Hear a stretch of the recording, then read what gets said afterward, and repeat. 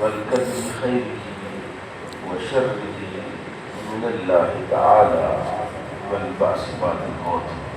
قال الله تبارك وتعالى في مقام آخر قل لن يصيبنا إلا ما كتب الله لنا هو مولانا وعلى الله فليتوكل المؤمنون.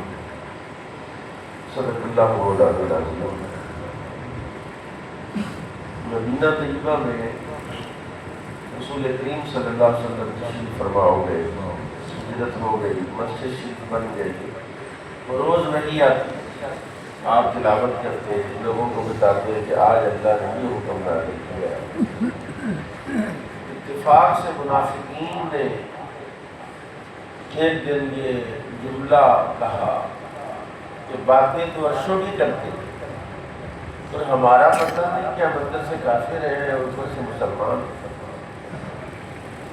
یہ جملہ جب انہوں نے کہا تو نبی کریم صلی اللہ علیہ وسلم کو اس جملے کی بڑی تکلیف ہوئی. آپ نے نماز فجر کے بعد ایک اعلان فرمایا سلونی ما شئتم، جو دل چاہتا ہے پوچھو. حضرت حذیفہ کے جو صاحبزادے ہیں ان کے بارے میں بس شیاطین قسم کے لوگ باتیں کرتے ہیں اس طرح سے. انہوں نے نہ کھڑے ہو کے پوچھا من ابی یا رسول اللہ، یا رسول اللہ میرا باپ کون ہے؟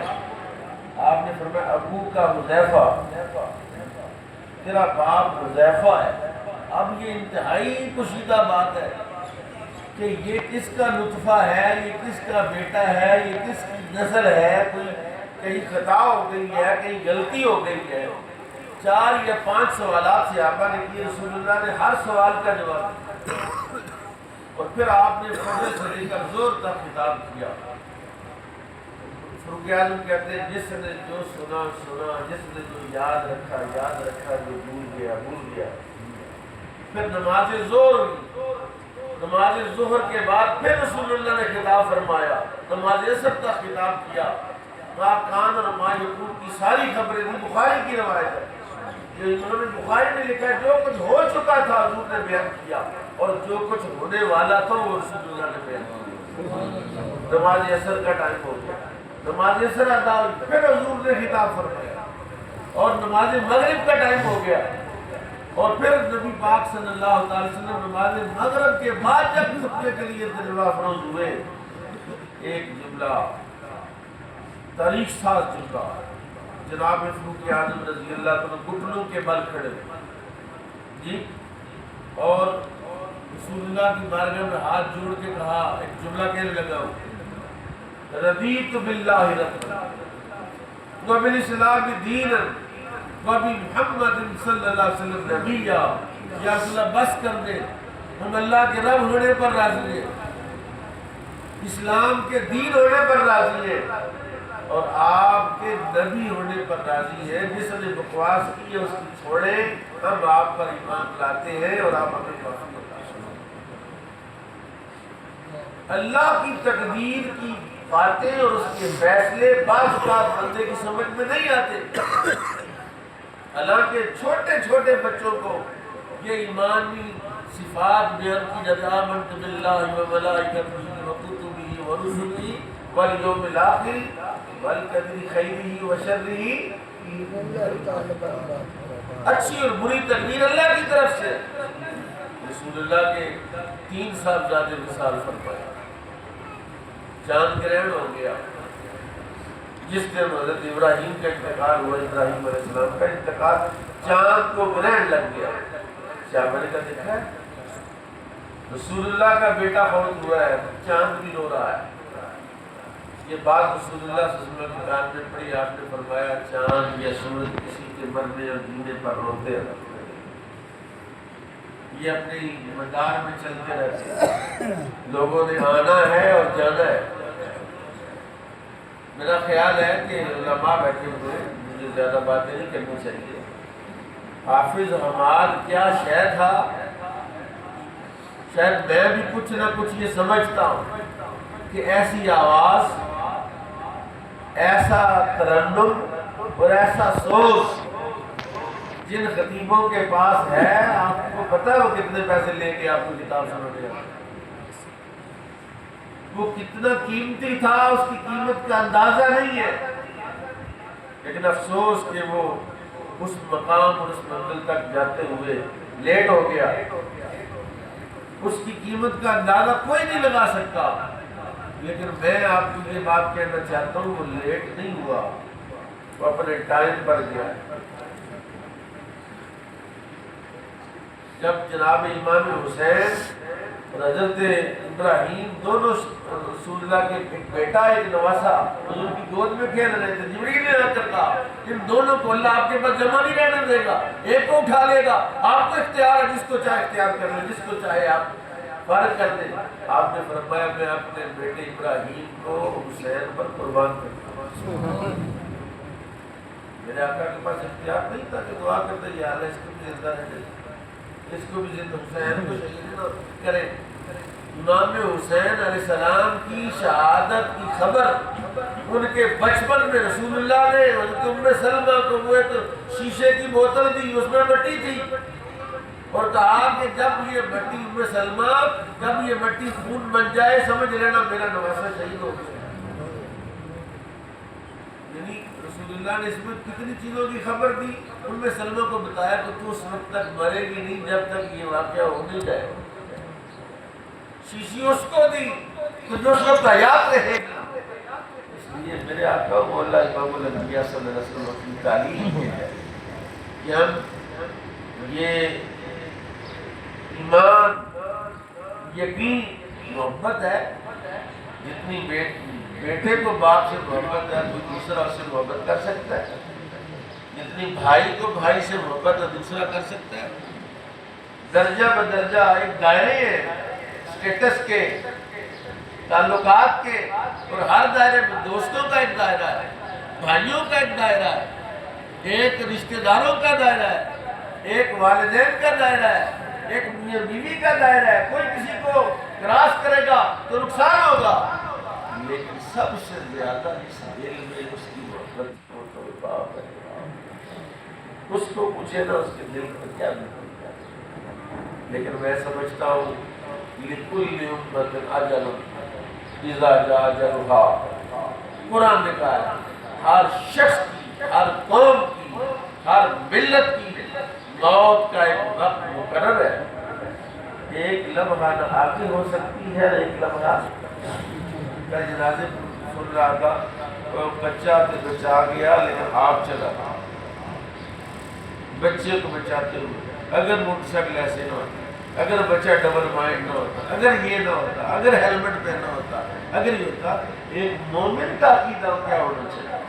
ایک مومن کو قرآن کیا حکم دیتا ہے کہ تیرا نظریہ کیا ہو؟ اس کو یہ حکم دیتا ہے کہ جو ہو چکا ہے صحیح ہوا ہے، جو ہو رہا ہے صحیح ہو رہا ہے، اور جو ہوگا کون کر رہا ہے؟ اس کائنات میں جو کر رہا ہے کل یصیبنا الا ما كتب اللہ لنا هو مولانا وعلى الله فليتوکل المؤمنون۔ قرآن کہتا ہے کہ محبوب آپ ان کو بتاؤ کہ جو دکھ درد تکلیف ہمیں پہنچتا ہے یہ کتب اللہ لنا، اللہ نے اس کو ہمارے لیے لکھا ہے۔ کس نے لکھا ہوا ہے؟ کتب اللہ لنا، اللہ نے اس کو ہمارے لکھا ہوا مولانا، اور جس نے لکھا ہے وہ کون ہے؟ ہوا مولانا، وہ ہمارا مولا ہے۔ مولا کون ہوتا ہے؟ دوست۔ مولا کون ہوتا ہے؟ خیر خواہ۔ مولا کون ہوتا ہے؟ محبت کرنے والا۔ مولا کون ہوتا ہے؟ جو سب سے قریب ہوتا ہے۔ جب لکھنے والا اس کو لکھ رہا ہے اور ہوا مولانا، کہہ رہا وہ ہمارا مولا ہے، یہ سونا میرے دکھ میں چلا گیا سکھ دو میں چلے گا ہے۔ میرے آقا نے شاید فرمایا ہر بندے کا ایک مقام دنیا میں، ایک مقام قبر میں اور ایک جنت میں۔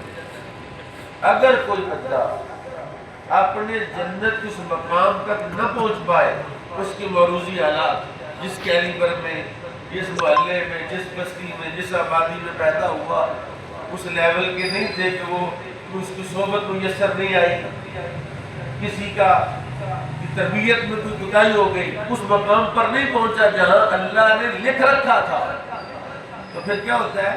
اللہ مرنے سے پہلے اس کو کوئی ایسا دکھ دیتا ہے، ایسی تکلیف دیتا ہے، ایسا درد دیتا ہے جس سے وہ ساری منزلیں پار کر کے اپنے مقام پر پہنچ جاتا ہے،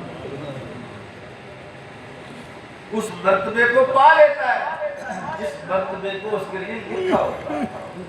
حافظ احمد میرے پاس مدرسے میں 2 سال 2.5 سال رہا ہے یا جتنا بھی ایسا رہا، میں اس کی دعا ہی دیتا ہوں کہ میں نے اس بچے میں کوئی عیب نہیں دیکھا، کوئی کوتاہی نہیں دیکھی، دھیما تھا، اپنی لہر کا بندہ تھا، اپنی چال چلتا تھا، اپنے انداز کا تھا، اور پھر اللہ تعالیٰ نے اس کو جو آواز عطا فرمائی تھی، آج وہ آواز بند ہو گئی لیکن بند نہیں ہوئی۔ میں آخری بات کہتا ہوں آپ کو، ایک شخص دعا کرتے ہیں، حضور سافر نے لکھا ہے، شیخ سکول میں سیکھی نے لکھا ہے، ایک شخص دعا کرتا ہے، یا اللہ مجھے قبر میں بھی قرآن کی تلاوت کی دولت نصیب فرما۔ وہ دعا کرتا ہے، فوت ہو گیا، دفن کر دیا گیا، ویسے ہی زمانہ گزر گیا، زمانہ گزرا، اس کے پاس کوئی قبر کھود رہا تھا، اس کی قبر کی جو نیند ہے، جو دیوار ہے، وہ گر گئی اور وہ اپنی قبر میں بیٹھا قرآن کی تلاوت کر رہا تھا۔ ہمارے بھی فیس بک چینل ہے، فیس بک آئی ڈیز ہیں، آپ لوگوں کی ہماری کی آئی ڈی پر تو نہ دیجیے، اس کی چاہ کیا ہے، ترجیحات کا اندازہ لوگوں کو سوشل میڈیا کو ان کو دیکھ کے اندازہ ہوتا ہے کہ بندہ کیا چاہتا ہے، کیا خواہش ہے۔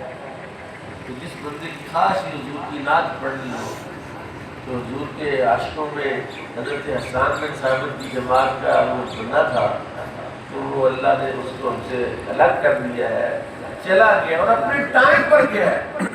اگر کسی بندے کا یہ نظریہ نہیں ٹائم پر نہیں جاؤ، پہلے چلا گیا، تو اس میں بڑا ظلم ہوا۔ جس نے یہ جملہ کہا اس نے اپنی ذات کے ساتھ ظلم کیا ہے، اس نے اللہ کی تقدیر کے ساتھ ظلم کیا ہے، اللہ کے فیصلے کے ساتھ اس نے ظلم کیا ہے، اور اسے یہ شعور ہونا چاہیے کہ اپنی زبان سے کیا کلمات کیا ہے۔